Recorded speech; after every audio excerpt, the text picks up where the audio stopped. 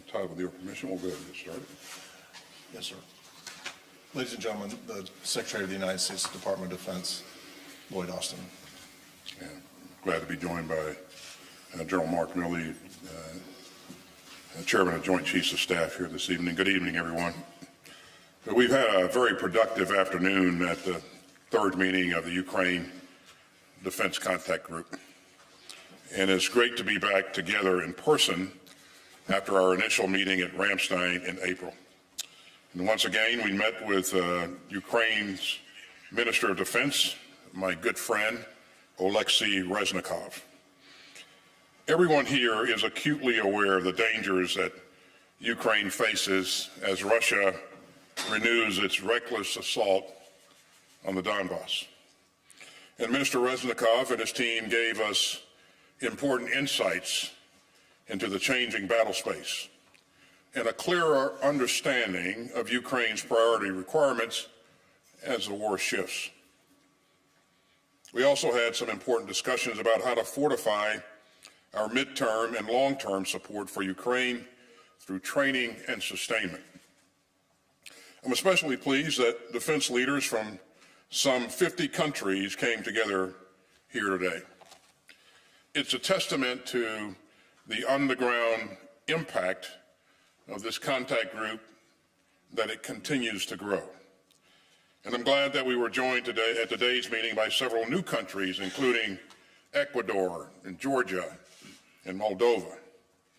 And that's a reminder of how Russia's unprovoked and indefensible invasion of Ukraine has horrified and galvanized the world. But it's also a sign of the global admiration for the heroism and resilience of the Ukrainian people. You can see that in the progress that we've made since this contact group's previous virtual meeting a few weeks ago. In May, the U.S. Congress approved $40 billion to provide additional security assistance, economic and humanitarian support for Ukraine. And on June 1st, President Biden authorized an additional $700 million to meet Ukraine's critical needs for today's fight. And that included HIMARS rocket systems with guided MLRS munitions. This package also included javelins, helicopters, counter-battery radars, and ammunition. And I'm especially pleased to be able to announce today that the United States will provide an additional $1 billion security assistance package for Ukraine. And that includes our 12th drawdown from DoD inventory since August of 2021. And it includes guided MLRS munitions, 18 more M777 howitzers, and the tactical vehicles to tow them, and 36,000 rounds of 155 millimeter ammunition.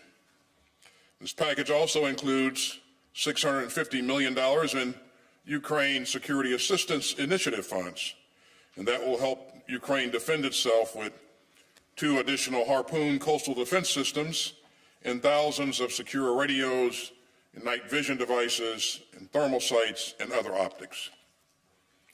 Now, our allies and partners have also risen to the moment.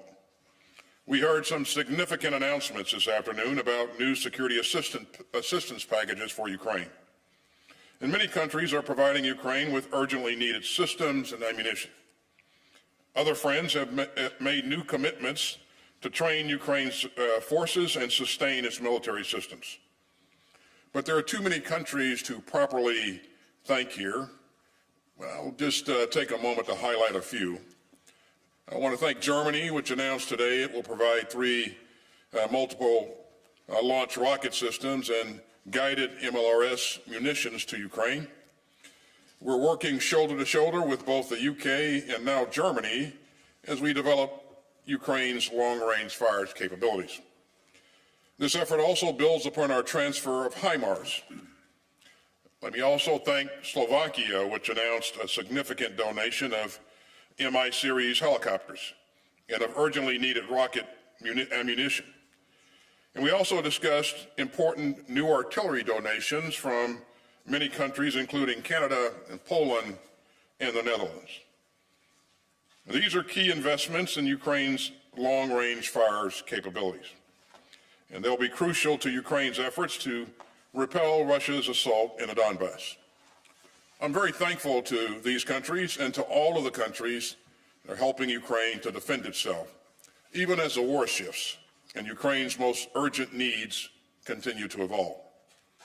Since the contact group first came together nearly 3 months ago, we've built tremendous momentum for donations and delivery of military assistance. And after this afternoon's discussions, we're not just going to maintain that momentum, we're going to move even faster and push even harder. We'll deepen our coordination and cooperation, and we'll bolster Ukraine's armed forces to help them repel Russian aggression now and in the future.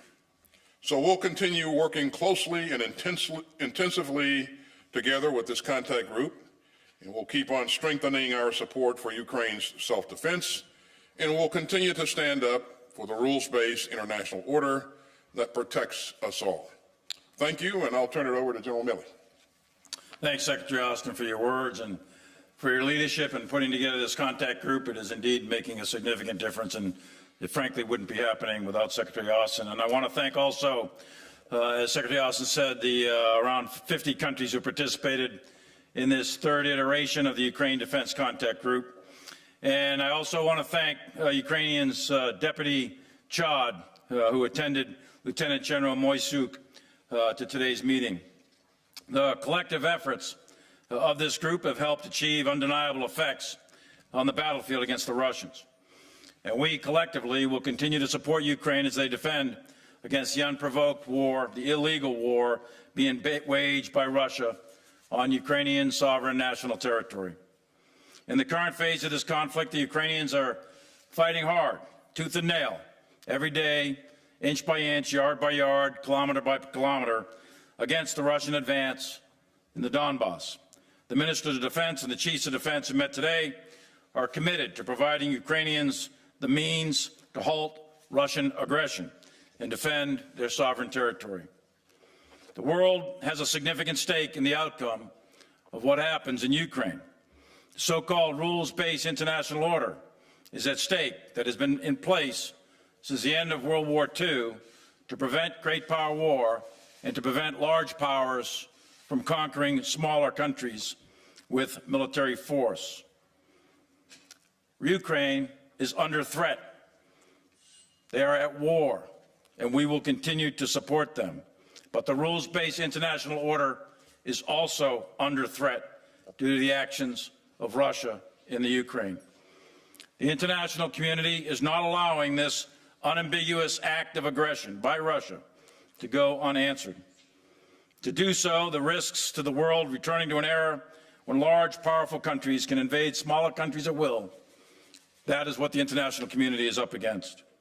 Since the initiation of hostilities in late February, the global community has responded in an unprecedented manner. The Ukrainian Security Assistance Program has been calculated, responsive, and relevant to Ukrainian defense requirements. Our close and ongoing relationship with Ukraine's military leaders has informed our process to provide a tailored, timely assistance based on Ukrainian needs. Leaders at multiple levels, including the U.S.-European Command, led by General Walters, have maintained consistent contact with Ukrainian counterparts. Additionally, I have remained in active communication with the Ukrainian Chief of Staff, General Zaluzny, each week, several times a week, sometimes several times a day. At the onset of the Russian invasion, the global community took action in the form of security assistance to help Ukraine defend itself. This immediate assistance had exceptional impact on the battlefield. Russia halted and turned back their initial advances in the face of fierce Ukrainian resistance. As Russia now invades the Donbass region, which began this offensive on 16 April, some 60 days ago, we, along with our allies and partners, have provided dozens of 155mm howitzers and almost 500,000 rounds. By the end of this month, we will transfer HIMARS systems, ammunition, trained crews for operational use in the defense of Ukraine. We and other countries are building a platoon at a time in order to certify the Ukrainians to make sure that they can properly employ and maintain the system. And in a few weeks, the Ukrainians will have trained long-range rocket artillery in the fight. To date, we have trained 420 Ukrainians on the M777 howitzer, 300 Ukrainians on the self-propelled M109, 129 on the 113 armored personnel carrier, 100 on unmanned aerial systems, and 60 most recently graduating today on the HIMARS. Additionally, the United States has provided over 6,500 javelins and 20,000 other anti-armor systems. Collectively, the international community has provided almost 97,000 anti-tank systems, more anti-tank systems than there are tanks in the world. We have also provided over 1,500 Stingers, more than 700 Switchblade tactical unmanned aerial systems, 20 Mi-17s, and thousands of small arms, and hundreds of thousands of small arms ammunition. The speed that we have delivered security assistance is without comparison. From the time the requests are validated and authorized, it is only a matter of days until the requirement is sourced, shipped, and in the hands of Ukrainians. In some cases, it may take a week, but most of the time, it's measured in days. While more work is required, we could not have achieved this progress without the active assistance from the countries who are present today. We gathered today both in the defense of Ukraine and really in the defense of the world. It is only through the preservation of the rules-based international order that we are going to continue to have a peaceful international system that everyone benefits from. As we move together, we will continue to coordinate with our allies and partners around the globe to help support the Ukrainians with the training and the tools they need to fight and maintain their country's defense. I look forward to your questions. Peter Martin, Bloomberg. Yeah, thank you very much. Secretary Austin, Ukraine has publicly asked for a long list of weapons, including 1,000 howitzers, 500 tanks, and 300 multiple launch rocket systems. You've repeatedly stressed that US assistance needs to be driven by Ukraine's needs. And with that in mind, do you think that this latest package risks providing Ukraine with too little too late? And then for Chairman Milley, at this point, do you see the consolidation of Russian control in eastern Ukraine as inevitable? Thank you. Well, thanks for the question. You're right. We remain focused on Ukraine's needs, and we understand what those needs are because, as you heard the chairman say, he's in contact with his counterpart sometimes a couple of times a week. I talk to the Minister of Defense, Reznikov, routinely. And one of the key benefits of having this contact group is that we have the ability of bringing the Ukrainian leadership in. The Minister of Defense, the Vice Chief of Defense, and have them give us a laydown of the battlefield dynamics, and then talk again about what their current requirements are. And as you know, the battlefield is dynamic, needs will evolve over time, and they've identified those needs currently to be long-range fires capability, armor, and some mid-range anti-aircraft capability, and also howitzers, which is different from the HIMARS. And so we remain focused on what their needs are currently, and also in the near term, looking out several weeks and months. Eventually, we'll want to work with our allies and partners to build a capability that to sustain themselves over time.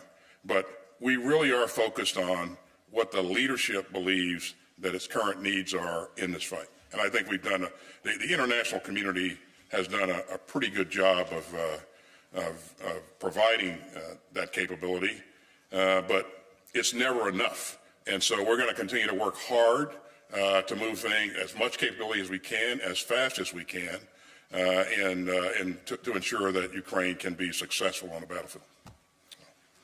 So on your question of the Donbass, but on the numbers, just real quick, I'm not sure what you're referring to, but I talked to General Zaluzny. We get lists. These are official requests from their Department of Defense. They asked for 10 battalions of artillery, 12 battalions of artillery were delivered. Again, I say 97,000 anti-tank systems. That's more anti-tank systems than tanks in the world. They asked for 200 tanks. They got 237 tanks. They asked for 100 infantry fighting vehicles. They got over 300. We've delivered, roughly speaking, 1,600 or so air defense systems and about 60,000 air defense rounds. This is, when I say us, I mean the international community. You're looking at 260 artillery tube systems, either rocket or tube. Artillery have been already delivered. There's 383 committed. And like I said, almost 500,000 rounds of artillery. The bottom line, and I can go down the whole list of everything. Bottom line is everything General Zaluzny asked for as rapidly as possible. We get it sourced through the international community, through the United States and allies and partners, and we get it done as rapidly as we can. So I don't know where those numbers are that you're coming from, but we are supporting, we the international community are taking it very seriously, and we are supporting the Ukrainian military as rapidly as humanly possible. With respect to is it inevitable that the Russians will consolidate power in the Donbass? As I said, that the war started on 24 February. They were defeated in and around Kyiv. They took their forces, they marshaled them and massed them in and around the Donbass. And so right now, that's where the battle's taking place. 2 oblasts are in the Donbass. One is Luhansk. The other is Donetsk. It's really the Luhansk oblast where most of the significant fighting is happening in and around Severodonetsk. Right now, the Severodonetsk, the city, is probably 3/4 taken or so by Russian forces, but the Ukrainians are fighting them street by street, house by house. And it's not a done deal. There are no inevitabilities in war. War takes many turns. So I wouldn't say it's a inevitability, but I would say that the numbers clearly favor the Russians. In terms of artillery, they do outnumber, they outgun and outrange. You've heard that many times. And they do have enough forces. But the Russians have run into a lot of problems. They've got command and control issues, logistics issues, they've got morale issues, leadership issues, and a wide variety of other issues. So the Ukrainians are fighting a heroic fight. This fight down in the Donbass has been going on since 16 April. And the advances that the Russians have made have been very slow, a very tough slog, very severe battle of attrition, almost World War I-like. And the Russians have suffered tremendous amounts of casualties. Jonathan Beale from the BBC. Thank you very much. If I can ask Secretary Austin, I think the Deputy Defense Minister of Ukraine has said that the West has given Ukraine 10% of what it's asked for. Do you recognise that figure? And if I can ask General Milley, do you really think that US sending 4 HIMARS systems, the UK sending 3 MLRS rocket launchers, and Germany sending 3, is really going to tip the balance in the Donbass in Ukraine's favour? It doesn't seem that much when you look at the numbers. I know you've given me lots of other numbers, but do you think it's really going to tip the balance? Thank you. On the second part of that question, I think you have to be careful about equating a HIMARS capability or an M270 capability to other MLRS systems. These are precision munitions. And with a properly trained crew, they will hit what they're aiming at, and it provides some pretty good capability in terms of distance. But a capability is a weapon, a trained crew, and munitions. And so as we train those crews up, we're able to provide them with systems and munitions, and then you have an initial capability, and then you build on it. So over time, yeah, we think the combination of what the allies and partners can bring to the table, it will make a difference.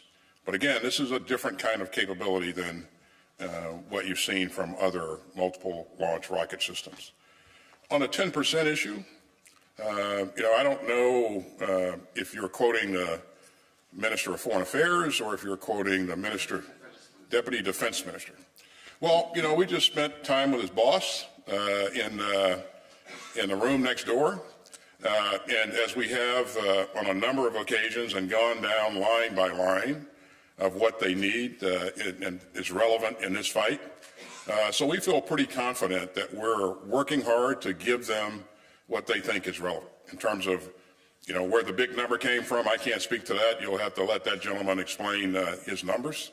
But I would only say this. General Milley and I have been in a number of fights. And when you're in a fight, you can never get enough. You always want more. You always believe that you need more. And I have been there. And so I, certainly understand where the Ukrainians are coming from, and we're going to fight hard to get them everything they need. But again, we want to make sure that we're focused on what they think they need for this current fight and beyond. And I think this contact group brings together the right elements to be able to sort through that. And again, this is a constant effort. We don't believe that we're going to meet every need by tomorrow.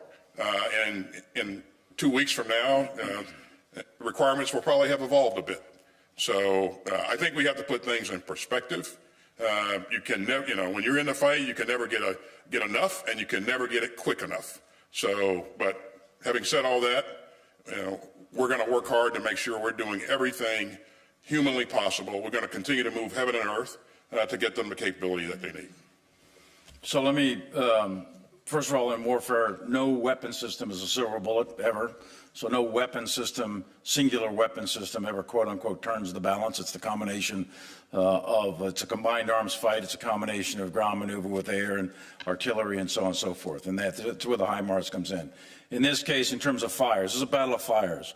So the Ukrainians have mortars. They're going to go out to 5, 7, 8 kilometers. Then they've got the tube artillery.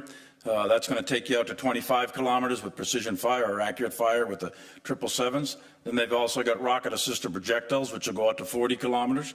And now the HIMARS will go out to 85 kilometers. So we're providing them, as you said, with the Brits and others, about 10 systems. They're going to have well over 100 rounds of ammunition. That's initial package. We're training a platoon at a time in Germany. The Secretary has directed the next platoon to be trained and so on. So this capability will build. But because it's a precision weapon, the amount of ammunition that we're given, if they use it properly, and we just ran the certification exercise in the last 48 hours for these guys, if they use the weapon properly and it's employed properly, they ought to be able to take out a significant amount of targets. And that will make a difference in combination with the 777s hitting at 40 and 25 kilometers in the mortars. So you want to echelon these fires. I will say this, the Ukrainians' artillery, their skills, the artillery skills of the Ukrainians are very, very good. They're top-notch gunners, and the effect that they're achieving on the battlefield right now with the 777s has been very, very good, very effective, and we expect the same out of the HIMARS. Idris Ali from Reuters.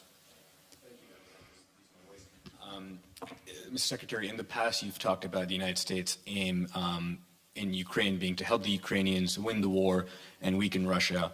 Is that still the United States' goal, or is that out of reach now that Russia seems to be making incremental gains in the East? And for the chairman, Ukrainians have talked about losing between 100 and 200 soldiers a day. Is that your assessment? And is this level of attrition sustainable for a military the size of Ukraine's?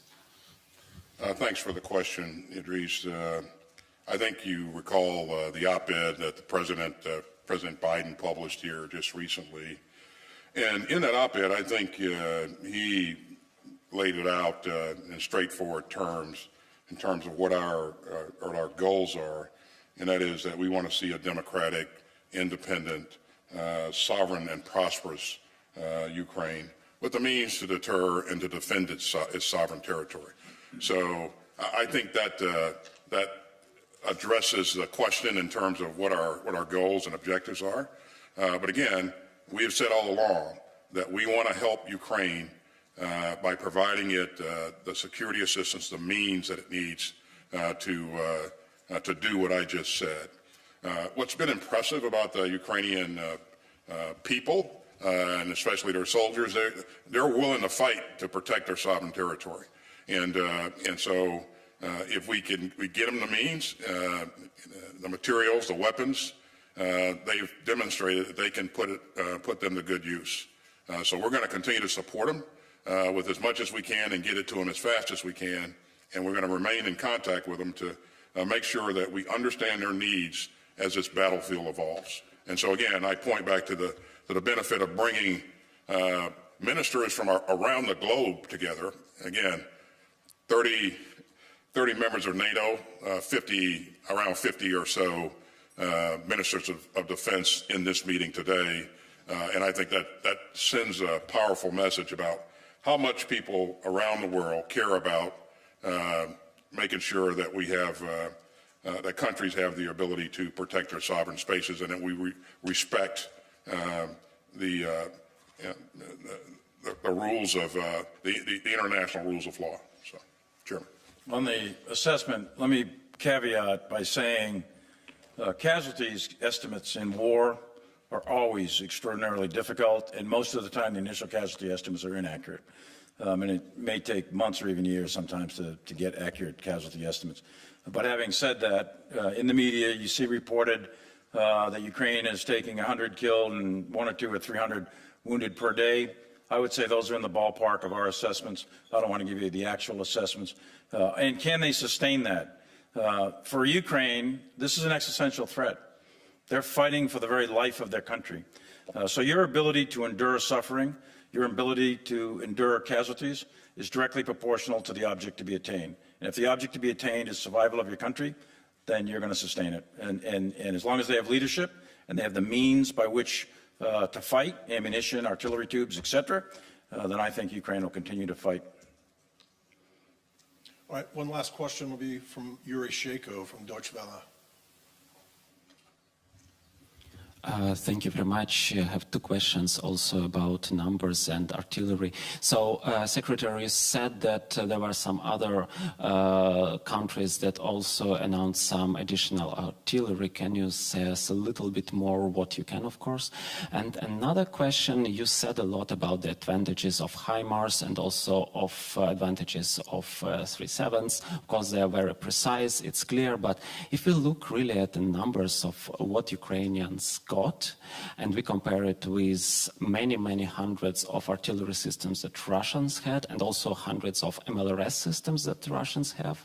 And even if we look at what Ukraine had, it had also many hundreds of artillery pieces and also a lot of MLRS, but Ukraine is running out of ammunition for these older systems.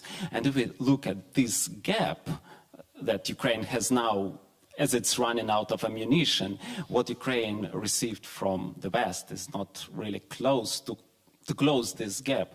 So why now we hear only about like 18 additional howitzers, which is not really that much to close that huge gap? Thank you very much. Yeah, so I think you made the point in the first part of your question there that other countries are providing artillery systems and munitions as well. I'll let the chairman speak to the inventory, but I can assure you that the Ukrainians have a lot of 155 munitions or ammunition at this point. The United States, as you know, we've pushed on our own 108 155 systems into country, and this next package includes another 18. But there are systems coming from a number of other countries around the globe. Some are self-propelled systems, some are towed systems, and they're also providing ammunition. Now, again, it's the combination of the howitzers, the cannon artillery, and the long-range rockets that will create a pretty good capability. And again, as you target things with that long-range capability, you're going after things like command and control nodes and logistical nodes and those kinds of things, which will begin to attrit the adversary's ability to sustain itself and command and control itself. But yeah, I mean, with the systems that we've provided them to date, I mean, the M777s have been absolutely lethal.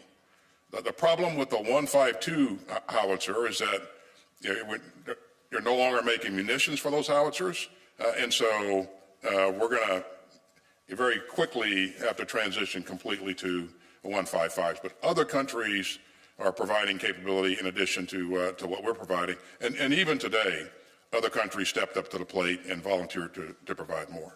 Chairman. So, first of all, the Russians do outnumber, in terms of artillery, they outnumber the Ukrainians. The estimates vary. Some say 4, 5, 6 to 1, others say 10, 15 to 1, others say 20 to 1. What the true accurate number is, I'll keep our estimates in the classified realm. But they outnumber them, and that's important. But war is not just a game of numbers, it's how you use them. The Russians are using artillery to just do massed fire on Ukrainian positions, but also civilian populations in urban areas. There's about, according to public estimates, some 20,000 Ukrainian civilians have been killed. There's 7 million internally displaced Ukrainians, there's 6 million refugees. So the Russians are just doing massed fires without necessarily achieving military effect, shall we say. The Ukrainians, on the other hand, are using much better artillery techniques, and they're having pretty good effect on the Russians. The Russians have lost probably somewhere in the tune of 20 to 30% of their armored force. That's significant. That's huge.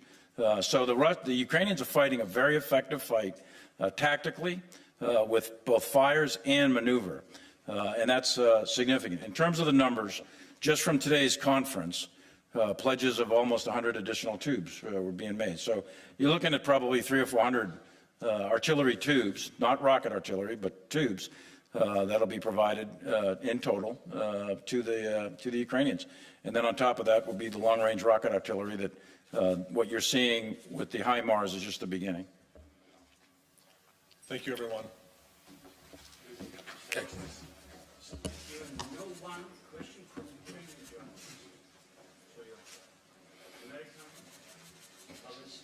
Sure. Sir. Sure.